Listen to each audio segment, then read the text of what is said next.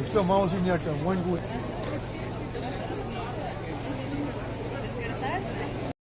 तालियों से इनका इस्तेमाल शुक्रिया।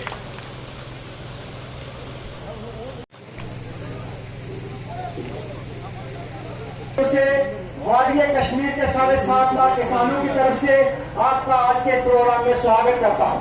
किसान खुशहाल कैसे हो, जिस लिहाज से सर आपने कोशिश की और उनका फिर एक बार इनकार किया। जनाब गोरची साहब, आपको भी इस्तकबाल करता हूँ कि जितने भी लोग यहाँ आज यहाँ किस मेरा मशरूम यूनिट अभी सक्सेसफुली रन हो रहा है। उसके बाद मेरा एक हेल्प ऑफ द डिपार्टमेंट, इन्होंने बहुत ही क्रूशियल रोल प्ले किया, मेरे इनमें बहुत ही ज्यादा हेल्पफुल रहे। एवरी स्टेप मेरी जो भी जब मैंने बिजनेस स्टार्ट किया था तो बहुत सारे लोग जो नए इस बिजनेस में आते हैं, कोई भी चीज तो उसको मैं करूं क्या, स्टार्टिंग में सबके पास यही एक चीज होती है जहाँ पे मुझे बहुत ही हेल्पफुल वो मेरे साथ रहे। अभी तक मैंने अप्रोक्सीमेटली 2 लाख 2.5 लाख से ज्यादा चिली सीडलिंग सेल की। उसमें कटल दोनों सरकार जिन्होंने इस रन हो रहा है, उस मेरी मैसेज यूथ को रहे। कभी भी ये हमारे दिमाग में ये चीज नहीं होनी चाहिए कि मैं एक अनएम्प्लॉयड पर्सन पढ़ा लिखा successful in all of the business. तो एट लास्ट मैं यही कहूंगा कि एक छोटी सी सक्सेस स्टोरी मैंने शेयर की।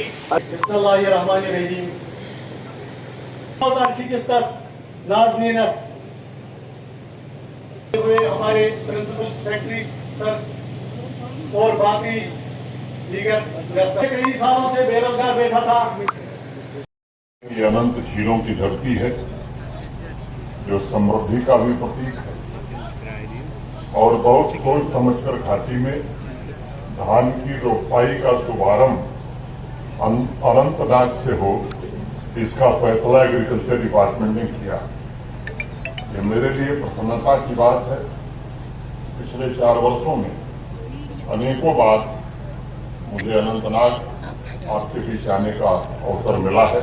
जिले ने अपनी विकास यात्रा में उपलब्धियों के नए आयाम प्राप्त किए हैं और हाल ही में समाप्त हुए लोकतंत्र के महापर्व द्वारा भी अनंतनाग तथा आसपास के अवाम ने अमन एवं तरक्की के अपने संकल्प को पूरे देश के सामने प्रस्तुत किया। आप सब जानते हैं कि चुनाव के पश्चात 9 जून को फिर से तीसरी बार आदरणीय नरेंद्र मोदी जी देश के प्रधानमंत्री बने और 10 तारीख को जो पहला काम उन्होंने किया,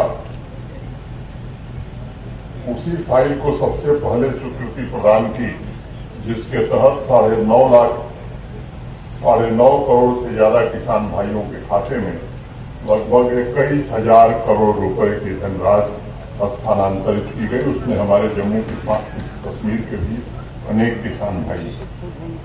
मुझे लगता है कि नई सरकार के गठन के पश्चात ये सबसे पहला कदम किसान भाइयों के कल्याण के लिए उठाया गया, जो प्रधानमंत्री जी की प्रतिबद्धता को दर्शाता है।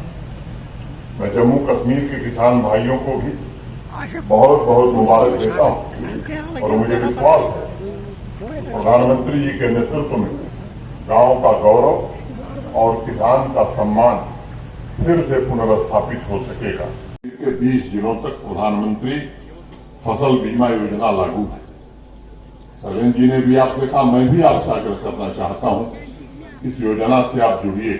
जब भी कोई प्राकृतिक आपदा, नेचुरल कैलेमिटी आए, मैं समझता हूं ये बहुत सहायक होगा आपको। और इतना ही नहीं, आगे आपके पशुओं का भी बीमा हो, इसका भी इंतजाम जम्मू कश्मीर प्रशासन कर रहा है, उसमें भी आप बढ़ चढ़ करके हिस्सा लें, ये मेरा निवेदन होगा।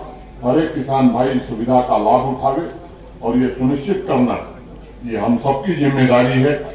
मेरा एक और आग्रह है, जिस प्रकार हमने ऑयल सीड्स में सफलता हासिल की है, मुझे लगता है कि वक्त आ गया है तो वैसी सफलता दलहन की खेती में भी जम्मू कश्मीर को मिले, इसके लिए प्रयत्न शुरू करने की जरूरत है। आपका जिक्र आज आवश्यक समझता हूं।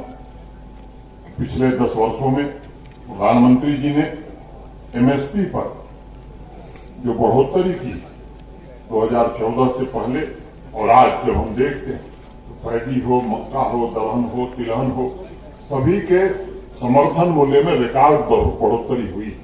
10 वर्षों में तिलहन की खरीद में 1500% की बढ़ोतरी हुई, दलहन की खरीद में 7350% की वृद्धि की गई और फर्टिलाइजर सब्सिडी में भी आपको जानकर खुशी होगी कि 500% की वृद्धि पिछले 10 वर्षों में हुई।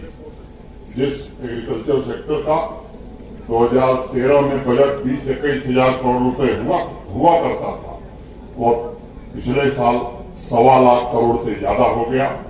आज जम्मू कश्मीर देश की 1260 मंडियों से सीधे जुड़ा हुआ है। सभी किसान भाइयों को अपनी फसल की वाजिब कीमत मिले, इसके लिए इसका उपयोग करने की जरूरत है।